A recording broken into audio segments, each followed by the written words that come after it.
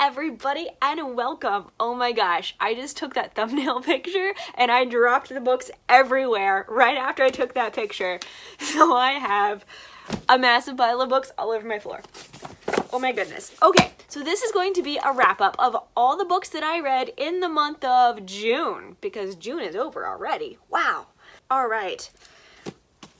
I read a giant stack of books, as you could see by the thumbnail image. So, the very first book I want to mention is Waking Gods. Now, I didn't actually finish Waking Gods. I know. I got to page 152, and I didn't... Okay, I haven't officially DNF'd it. It's not official.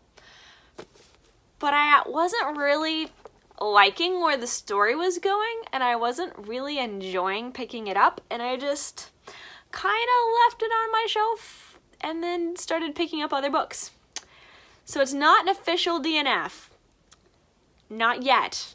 I'm gonna give it an extra, I'm gonna give it another chance to see if I'm more in the mood for it next month. But anyway, so Waking Gods is basically, it's the second book in a series. The first book is Sleeping Giants. The first book is Sleeping Giants, and I loved Sleeping Giants so much. But Waking Gods just doesn't have the same feel to it as Sleeping Giants did. Sleeping Giants was this big mystery, and all these characters were using science to find all these alien robot parts underground, and they were using science to detect all of them and build this giant alien robot thing. Well, in Waking Gods, the giant alien robot is already built, it's already awake, and then the planet Earth starts getting attacked by other aliens, and then they have to use this giant alien robot to fight off these other aliens.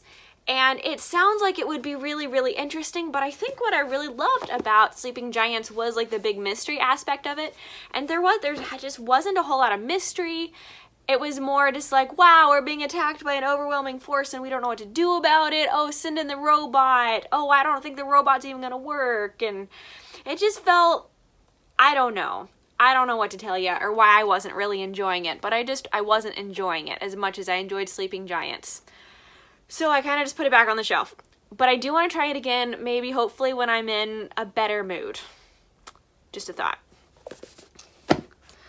So, after that, I finished the last few pages of Blue Lily Blue.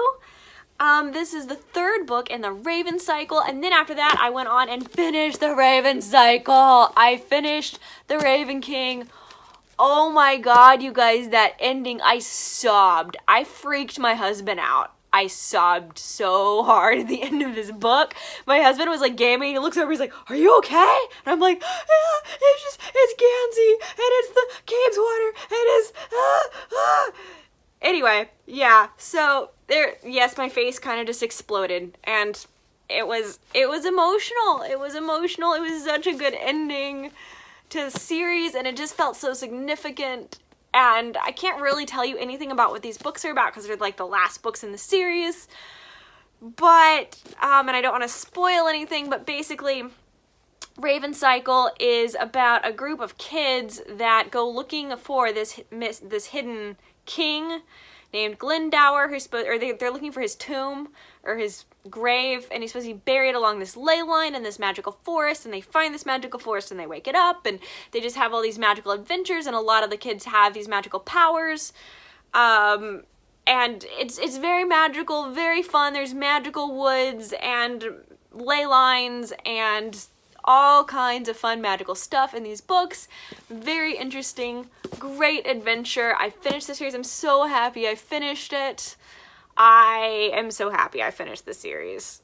It was so good, and it was a great ending, and like I said, I just sobbed after I finished it. So I finished those two. Then I read Wondersmith by Jessica Townsend. This is the second book in the Trials of Morgan Crow series, or the Morgan Crow series. The first book being Nevermore, right here. Second book is Wondersmith. And, okay, I'm not gonna lie, I didn't like Wondersmith as much as I loved Nevermore.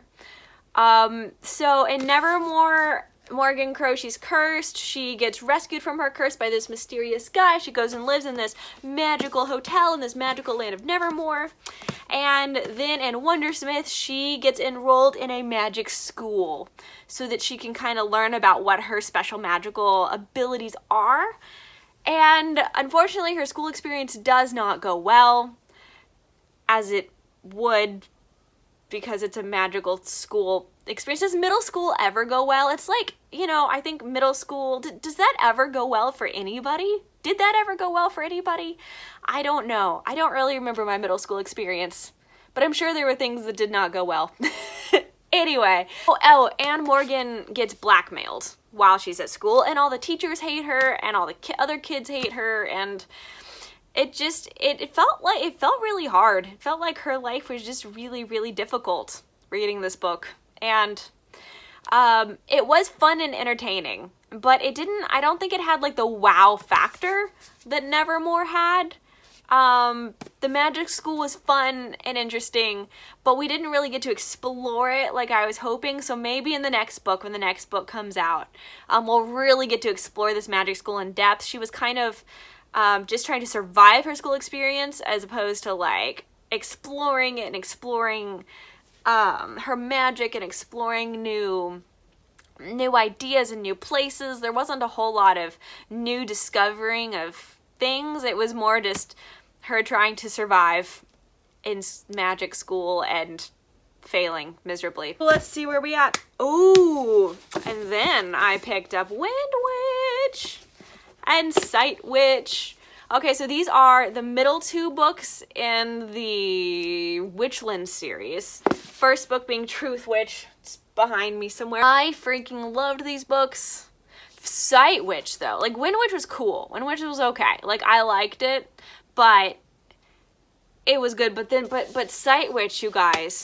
Sight Witch, though, was literally, I think, my favorite book so far in the Witchland series. It is written kind of in epistolary form, and it's basically Ryber's journal entries from when she's getting to know Cullen. Like, the whole thing takes place in this monastery where all the Sight Witch sisters are waiting to be called on by the goddess, and Ryber just doesn't get called, and she doesn't get called, and she doesn't get called, and she's waiting and waiting and waiting. Then a bunch of the sisters start disappearing and like not returning, and from when they go to pray, and Ryber has to figure out this mystery and why this is happening, and she just struggles with, you know, her calling in life, and you know, who she is and who she's supposed to be. And it was really good. Like, it was really, really good. It's short, but it was brilliantly done and brilliantly written. And Ryber, as a character, just completely captured my heart. And she has a pet bird. Look at that. Look at that. She's got a pet bird named the Rook. And the Rook is literally the best character ever. So, there's that. Anyway, I loved Sight Witch. After finishing these two books, I am looking forward to picking up Blood Witch, which is, I think, the latest book in the series that we have so far. I am so looking forward to picking up Blood Witch. It's right here. I haven't read it yet, but it's right here. It is waiting for me. I cannot wait to pick it up, like, as soon as I possibly can. Probably right after the Book Junkie Trials, because I couldn't fit Blood Witch into one of my specific challenges for the Book Junkie Trials. So, as soon as those are over, because those are the month of July, then I am going to pick up Blood Witch, hopefully, like, as soon as I can in August. So then, another book that I read is Blankets by Craig Thompson, and it is a graphic novel.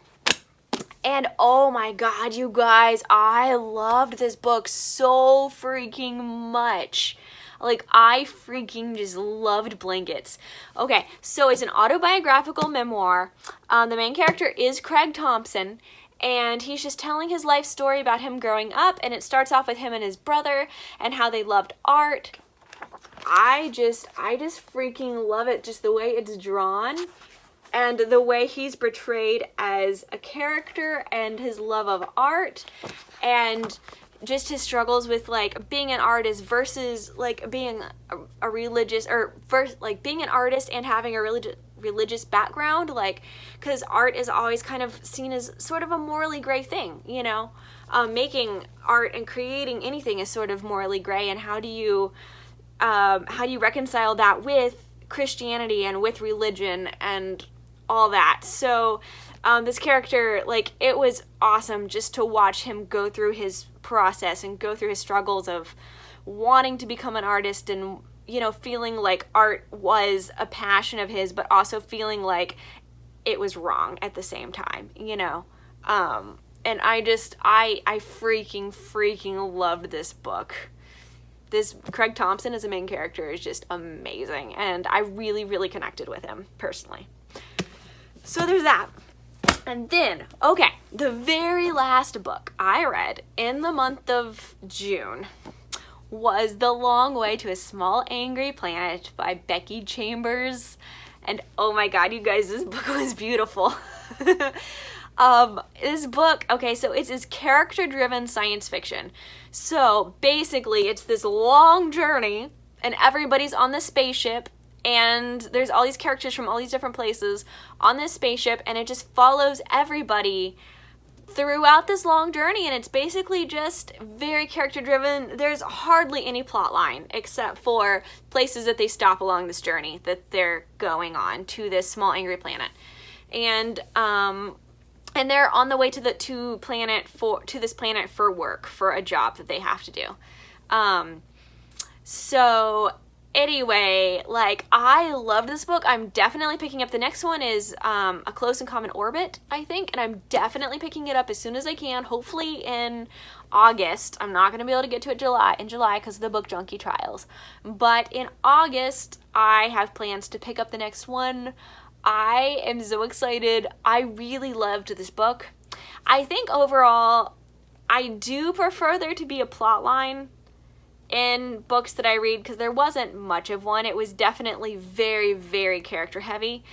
And in science fiction, it was really, really interesting to have a very character heavy science fiction book, because science fiction is normally very plot driven and very theme driven. But I mean, it worked, and I liked it, and I want to keep reading it. I want to keep going. It was definitely a unique reading experience. I will say that. It was very unique. Very different from the science fiction I'm used to reading. So,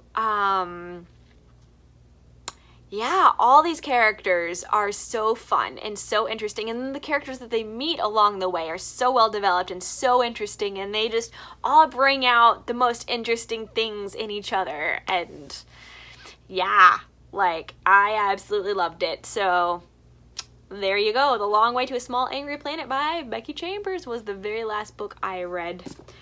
So thank you guys. All right, I'm going to hold up the stack of everything that I just talked about. Oh my god, maybe I'm not. Yeah, we're not going to try that again. But anyway, I'm glad I already got that thumbnail picture. So I read a whole bunch of books, and I loved them all. I loved most of them. I really did. So anyway, thank you guys so much for watching my June wrap-up video. I will see you in the next video. I love you guys. You are beautiful. You're awesome. And I will see you in the next video. Bye!